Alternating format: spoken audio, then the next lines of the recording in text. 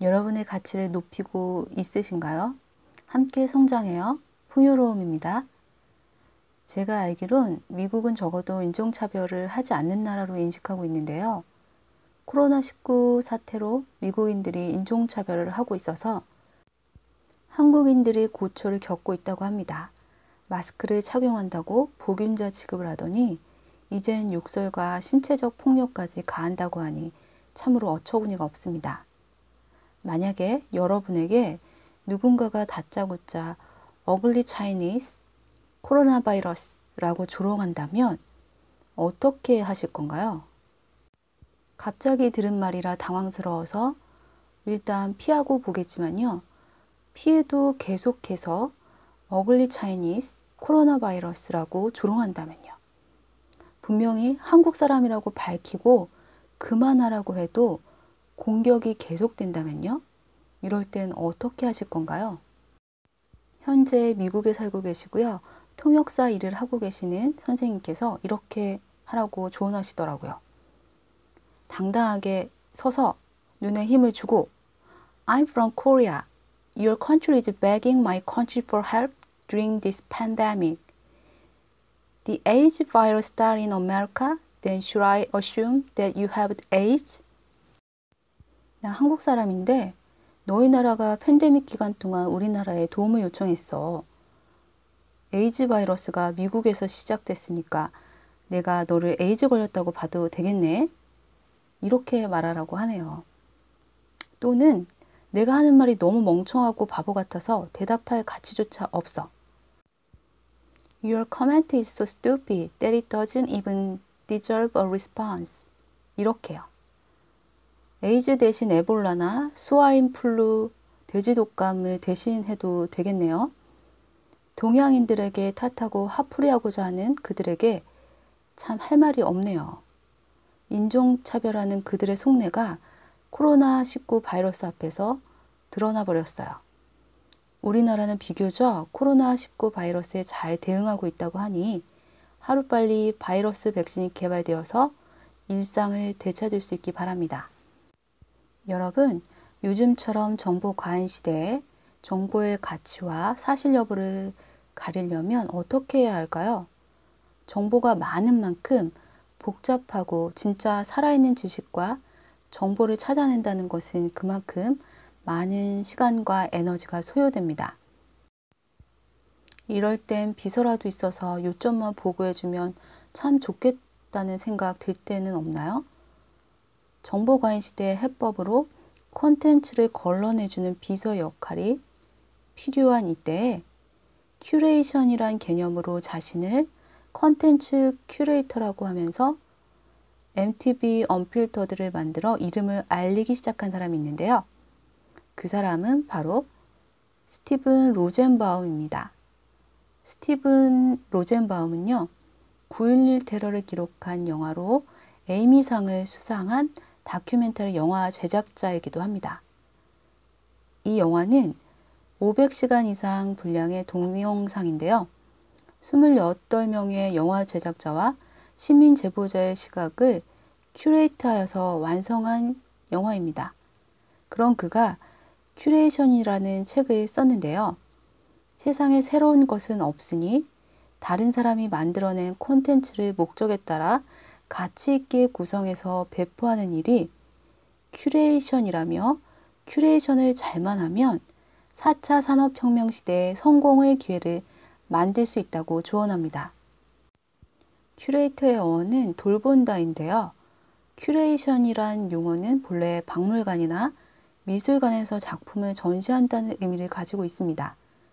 큐레이션은 인간이 수집하고 구성하는 대상에 질적인 판단을 추가해서 가치를 더하는 일인데요. 인간은 더 이상 예외적이고 부차적인 인위적 존재가 아니라는 데서 출발했습니다. 인간은 그 자체가 큐레이터입니다. 사람은 컴퓨터가 할 수 없는 일을 해냅니다. 사람에게는 뉘앙스도 너무나 많고 취향도 다양합니다. 바로 이런 부분에서 큐레이터의 역할이 필요한데요. 큐레이터의 큐레이션은 다양한 사람들의 취향에 맞게 컨텐츠나 정보, 데이터를 선별해서 재구성한 것을 표현하거나 개선합니다. 컴퓨터로는 각종 컨텐츠나 정보, 데이터를 수집할 수는 있어도 큐레이션이 없으면 그저 연관성은 있어 보여도 의미 있게 조합되지 못한 자료 더미에 지나지 않습니다. 큐레이션을 지향하는 트렌드의 진정한 의미는요, 개인의 열정과 틈새 시장을 바탕으로 가치를 창출하고 세상에 공개할 수 있는 사상 초유의 미래를 맞게 되었다는 것입니다. 여행도 큐레이션이 가능하고요. 교육도 마찬가지고요. 지금 제가 하고 있는 책 리뷰도 북 큐레이터 역할을 하고 있는 거죠. 넓은 의미에서는 우리가 하고 있는 일들이 큐레이션의 범주에 들어갑니다. 그러나 전통적인 미술관이나 박물관의 큐레이터 직업을 가지고 있는 분들은 이 부분에 대해 반박하시는 시각도 있습니다. 미디어 컨설턴트이자 컬럼비아대 교수도 대형 미디어 기업도 큐레이션 방식을 도입했고 이런 트렌드를 주도하는 것은 그리 놀랄 만한 일도 아니라고 말합니다. 처음에는 다 큐레이트로 시작합니다. 타임도 그랬고 케이블 TV도 요리 전문 사이트들도 마찬가지입니다. 콜롬비아대 로스쿨을 졸업하고 MBC 방송의 수석 법률 기자로 발탁된 앵커 댄 에이브람스도 미디어 업계의 콘텐츠를 수집해서 논평을 하고 큐레이트하기 시작해서 1년 만에 140만 명의 방문자 수를 달성해서 뉴스 큐레이션의 영역을 개척했습니다. 댄은 자신의 역할만 잘하면 이용자와 광고 수익은 저절로 따라온다고 말합니다. 거기에 특정한 시각을 부여해서 이용자를 늘려주는 것이 우리의 역할이고요. 개인적인 바람이라면 우리의 취향, 감수성, 큐레이트 능력이 곧 우리의 가치라고 인정해주는 사람이 많아졌으면 좋겠다라고 말합니다. 우리 모두 최소한 스스로를 큐레이트 해야 한다고 생각합니다. 누구나 CEO가 되거나 높은 지위에 오르길 바라지 않더라도 자신의 삶에서만큼은 자신의 CEO가 될 수 있잖아요. 여러분이 하는 일, 일하는 방식에 책임감을 가지고 여러분의 목표와 열정, 매일매일의 노력에 집중하는 사람이 그렇지 않은 사람보다 성공할 기회가 더 많지 않을까요? 물론 밥벌이를 위해 일하는 것은 맞지만 평생 싫어하는 일을 해야 한다는 법은 어디에도 없으니까요.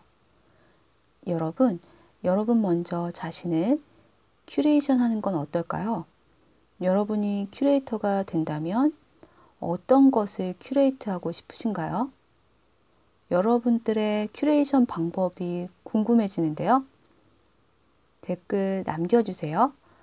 나는 어떤 것을 큐레이션 하고 싶다라고 생각만이라도 적어본다면 나중에 그 생각이 행동으로 연결되니까요. 내가 큐레이션 하고 싶은 건 무엇인지 댓글 많이 남겨주세요. 여러분의 참여 기다릴게요. 오늘은 여기까지입니다.